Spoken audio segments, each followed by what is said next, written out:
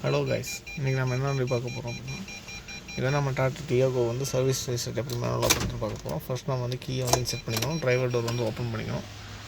And meanwhile நம்ம வந்து ignition on பண்ணோம் அப்படின்னா நம்மளுக்கு காட்டுது பார்த்திங்களா, இங்கே 0ன்னு. இந்த சர்வீஸ் தான் நம்ம வந்து ரீசெட் பண்ண போகிறோம். சர்வீஸ் ரீசெட் பிளிங்க் ஸ்டாப் ஆனோம்னு ஜஸ்ட் நம்ம வந்து டேப் பண்ணிங்க அப்படின்னா மோட் பட்டன் டேப் பண்ணுங்கள். டேப் பண்ணிங்கன்னா 0 வந்துடும். தென் செட் பட்டனை வந்து லாங் ப்ரெஸ் பண்ணி பிடிங்க.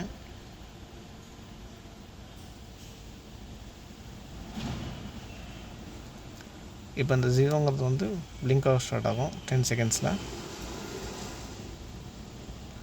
ஸ்டார்ட் ஆனதும் எடுத்துகிட்டு 1 2 3 செகண்ட்ஸ் கழிச்சு மறுபடியும் நீங்கள் வந்து ஒரு 10 செகண்ட்ஸ் லாங் ப்ரெஸ் பண்ணி பிடிக்கிற மாதிரி இருக்கும்.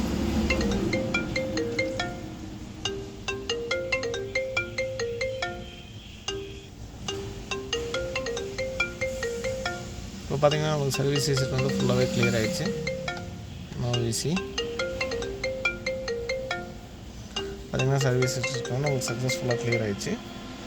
தேங்க்ஸ் ஃபார் வாட்சிங்.